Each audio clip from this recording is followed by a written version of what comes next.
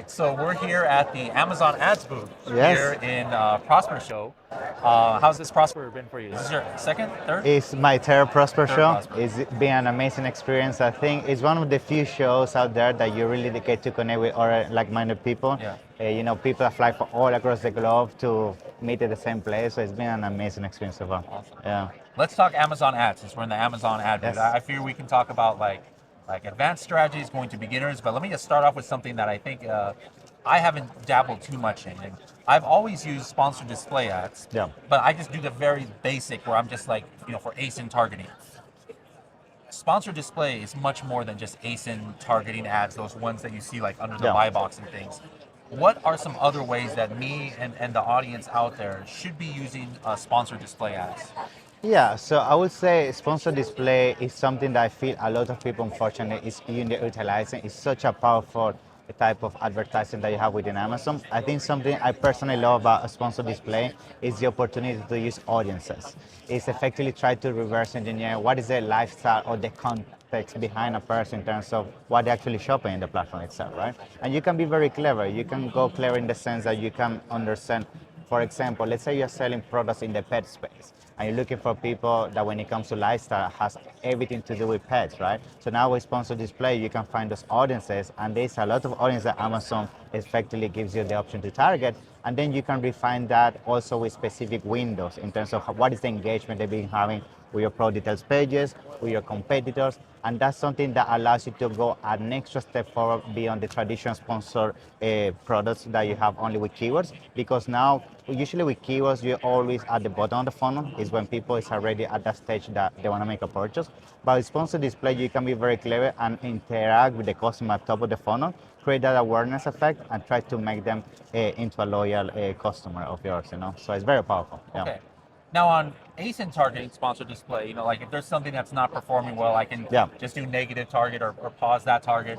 Sponsored product, we're all used to being able to control cost because like if there's something that's getting out of hand, I can control the bid. I can just pause that target and do a negative match. When you're doing like audience targeting, which is not like a certain keyword, how do you control it so that the spend just doesn't go crazy?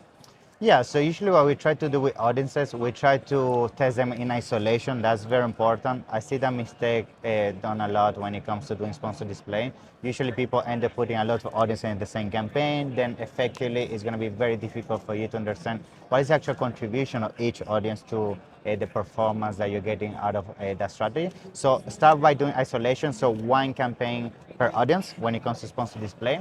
And then based on the performance, usually that's how I'm going to adjust effectively the bid I'm putting against the audience, right? And then you can refine that at the budget level.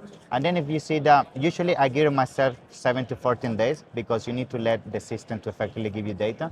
But if you see the consistency is not there in terms of exposure, I usually just end up turning that campaign off and then start doing more A/B testing with our audiences until I find the right one when it comes to the KPIs and looking at your response to this plan. Okay.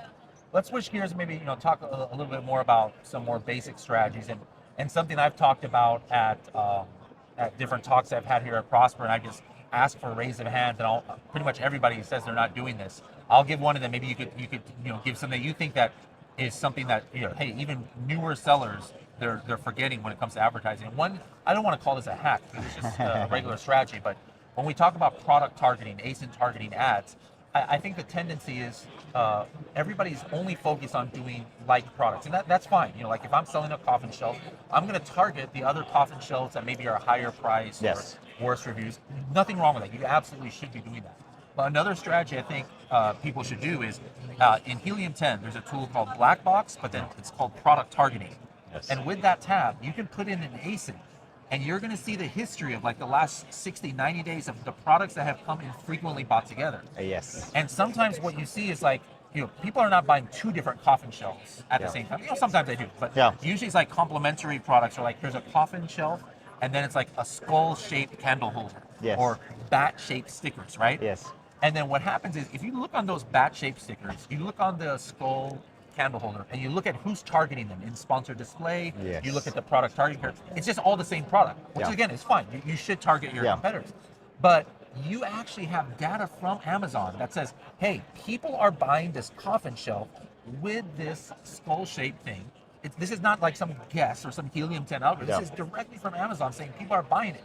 So now you should be targeting that, and now you would be the only coffin shelf Yes. showing up on a product that already there's a history of people buying here. So that's a one strategy thing that almost nobody's using. That you guys are a lot of you are Helium 10 members. Any level of the Helium 10 has that product targeting tab. Find complementary products. Yeah. And what about you? Like, do you see some like kind of what you would maybe consider a basic strategy, but you think a lot of people are sleeping on? Yes, I think actually the basket analysis insight, for example, you get from brand analytics is super powerful, and I think a lot of people is not utilizing that. And the reason why I say it's so powerful is when you're doing advertising on Amazon, specifically ASIN targeting, I agree, a lot of people just go at the basic level, just targeting products exactly the same. But sometimes they don't go the extra layer and understand what is the other products my client is buying this product with, right? And a lot of time, what actually allows you to do is effectively find a cheaper CPC, cost per click, which can be huge when it comes to maximizing the return on investment on ads. So yes, try to diversify what kind of products you target. Sometimes it could be accessories, could be complements, or products that are part of the same lifestyle when it comes to the whole journey of that specific product. And another tip I would like to give to a sponsor product is in targeting campaigns. Something that works very well for us is try to identify what are those listings that were just launched in the platform, right? We try to use Helium 10 to identify those. And effectively what we do is by finding the listings that were just launched in the last 60 days, we know for a fact when somebody launches a product on Amazon, they're going to run a lot of advertising to those listings. But sometimes we're going to have a very competitive offer. We might have better pricing, more reviews, and effectively if you find those ASINs and try to take advantage of the fact that you might have a better offer, that can be a better way for you to get a better return on investment. Try instead of trying to compete with the bigger seller on that category that might have already a lot of reviews, a big organic exposure. So Okay. Another thing I wanted to talk about today was, I think everybody's favorite Amazon data point, search query performance. So one of my favorite ways of using it is looking at, hey, where have I gotten purchases, but my conversion rate is better than the market conversion rate. Yeah. And the way you look at that is, hey, or actually in Helium 10, it's super easy. It just shows you. We have a tool for that. But if you're looking in Seller Central, you just need to take the like the number of page clicks from the total page clicks, and then look at total purchases. Divide that. That's the market conversion rate for that keyword. And then you look at my product, my purchases versus my clicks, and now you have yours. And so if let's say mine is a 10% conversion rate and the market is 7%, that means I'm doing better. So now I look at my impressions, and if it's less than the search volume, it means I could be leaving money on the table because I'm not showing up always when somebody searches. So that's what I want to double down on advertising. Yeah. And maybe increase my bids, knowing that it's also going to help my organic rank. And then conversely, the opposite. If my conversion is way less and I'm struggling with profitability on a target, instead of just like insisting, I have to show up on top of search, maybe I can dial back the spend, knowing that, hey, it's got like a losing battle. Is there anything else in search query performance that can affect the way that you tackle advertising that you look at? yeah, so I think something I also love about the search query performance report is effectively allows you to understand how you compare against the competition, right? And sometimes if you don't take that into consideration when you structure your sponsor ad campaigns, you might end up effectively having a structure that is not going to allow you to maximize your return on investment because it's not tailored to counterattack what the competition is doing against you. So on the search query performance report, something that I love to see is the whole funnel exposure. So I have the impression, you have the click, you have the add to cart, and then you have the conversion. And usually something I do quite often is I try to understand how my conversion changes throughout the whole funnel, right? So for example, if I see that I have a very good conversion when it comes to impression, then I have a drop at the click rate, and then I have another drop at add to cart and a significant drop at the purchase. That means it's something happening towards the end of the purchase that is not making the sales to go through. And usually when I do an audit, comes down to I'm being heavily targeted by sponsored product campaigns from my competition. They are within my product details pages, they're targeting with sponsored display ads. So I need to protect effectively that exposure, and that usually can allow you to fix that loophole within where you're losing sales. And the other example to conclude this same approach is the search query performance report is the inverse also happen. You may have not a lot of impressions, then the click increases in terms of conversion and the add to cart, and you have a very good closure of purchases. That means you don't have enough traffic coming through your ad. That means you need to invest more into advertising, and that's usually a good way to understand where you are and how you can tailor your strategy to get to effectively the KPIs you want to achieve. Yeah. Awesome, awesome. Now, for those of us who have been doing Amazon advertising for 5+ years, we remember the old days, sponsored brand ads, sponsored display. There's not much room for like custom creative. Like maybe you can have your logo or something there, or just like another image that is in your image stack.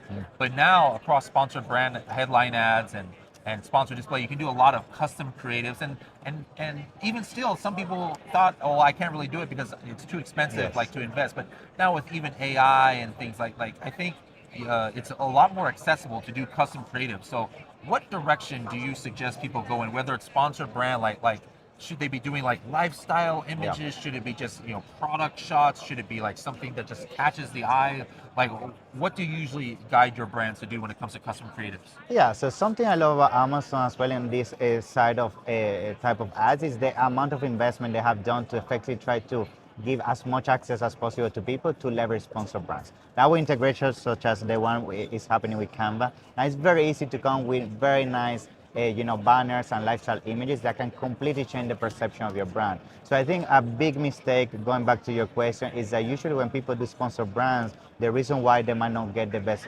outcome out of it is because they use very generic content when it comes to their campaigns. They don't tailor the content to the keyword they're targeting. Very quick example. Let's say we're targeting yoga mats, right?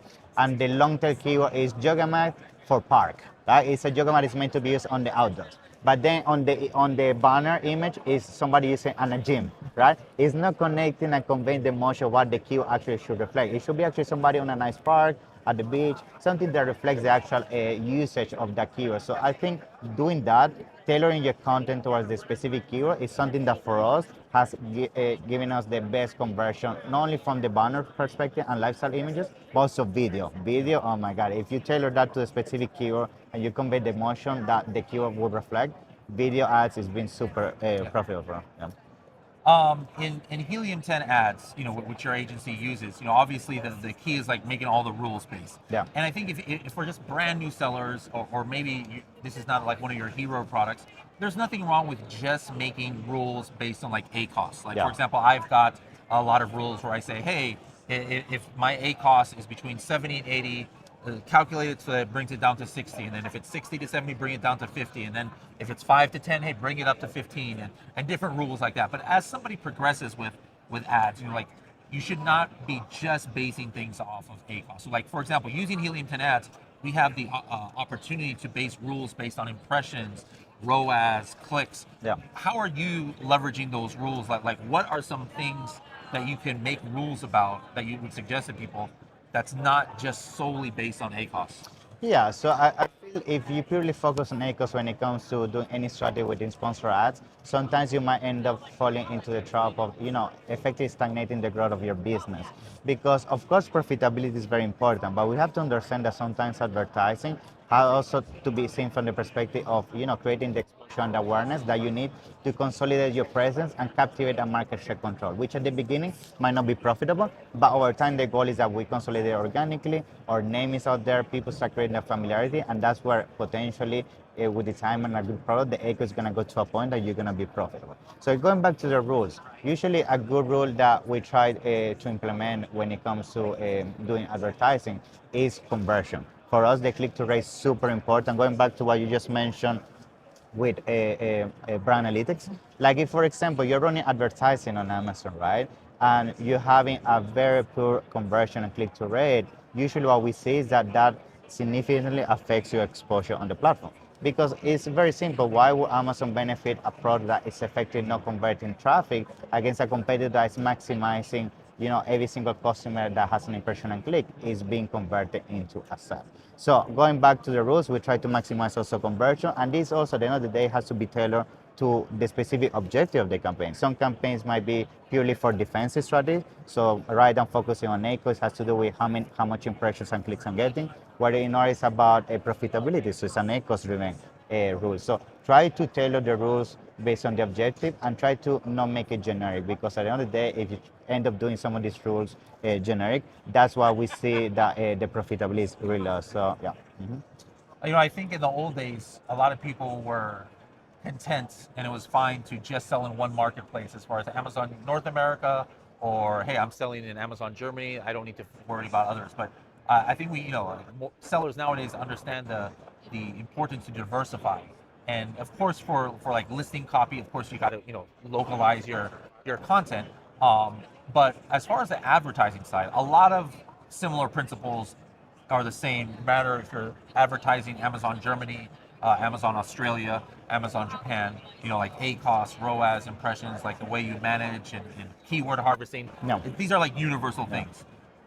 You have a lot of clients that are around the world in different marketplaces. Are there any like marketplace specific advertising strategy, like, hey, you know what, this doesn't work in Amazon Japan, or this only works in Amazon Germany, or is pretty much 100% of advertising the same in all marketplaces? Yeah, so at Ecomcy, we significantly focus on localizing our strategies when it comes to advertising. I would say that when it comes to the way advertising works across all the markets where Amazon is present, it's definitely very similar in terms of how I would structure the campaigns. However, something that's significantly different is how I would target these keywords and how I would create my content. Very quick example is, for example, the way I do sponsor brands on a market such as the US is completely different than how we do it in Amazon Japan. The perception of branding is completely different in terms of culture, how they actually convey a message throughout advertising. So you need to make sure, and we do that at Ecomcy, to use local people to reverse engineer what they have to see on a license image, what they have to see on a banner, or how they actually create that emotional connection to a campaign such as sponsor brands to work. But going back to traditional sponsor products, usually the key is to focus on finding what are the right keywords you have to go for. And just as a quick tip, let's say you do international expansion, and I see this mistake a lot. Let's say you're jumping from the US to the UK. People sometimes assume that keywords that might work in a market such as the United States are going to work in other countries where the language is the same, or they just translate the keyword. And that's a huge mistake. Make sure you use tools such as Healing Temp to understand what is the actual keyword that is performing at the country level. Because trust me, most of the time it's going to be different than the country where you're having the success and you want to do the expansion from. Yeah. All right, let's close, with like our like 30 to 60-second tips each. So mine 30 to 60-second tip would be, hey, if you're selling a product that has any kind of seasonality, which most products do have some seasonality, if it's not just a Christmas gift, but the keywords that people search around Christmas time might be different. Do a historical search in the Helium 10 Cerebro for your competitors. Like, you don't have historical information if you're a new seller or it's a new product and you weren't selling last year Christmas. So take the ASIN of a competitor, stick it in the Cerebro, do a time machine. It's called the historical trends. Look back at November and December of last year. Look back at November and December of the year before. What were the different keywords that they were advertising top of search for? And probably those are good keywords to actually don't wait till November. Start in October ranking and bidding on those keywords so you can get some placement, so that when you are having your first Christmas season, you're already like at the top of search for these keywords are important to your niche.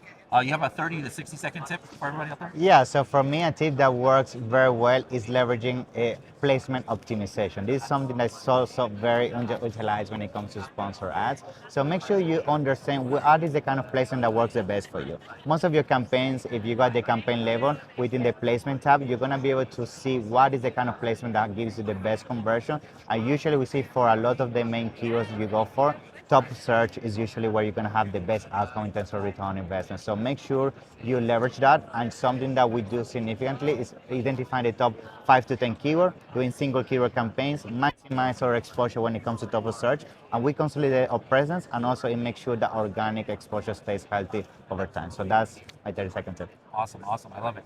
All right, what's the next few months for you for conferences? You do Amazon Accelerate, Amazon Unbox? Yes, a busy schedule. Accelerate Unbox. We have a couple of events in Europe. We got $1 Billion Summit, Kevin Iceland King. next week we'll be at. Iceland, Sofia with Amazing Days. Several sessions in London. So yeah, it's gonna be a pretty tight schedule, but that's something I love. When it comes to the Amazon community, meeting with other Amazon sellers, it's definitely something that I value significantly, because that's usually where you're gonna learn what are the latest strategies, what things are working, what things are not working, and you can stay on top of the game. So very excited. Yeah, absolutely. So guys, if you're not here, wish you were here. Make sure to go to Amazon Accelerate, Unbox, the other conferences around. It's cliche, but your network is your net worth. Exactly. Kind of, and then also you learn things at the sessions. But for me, like the networking and being able to hang out with guys like Vincenzo, this is what makes these conferences good. So we'll see you at the next conference, or see you at Amazon Accelerate. Thank you. See you. Thank you, Bradley.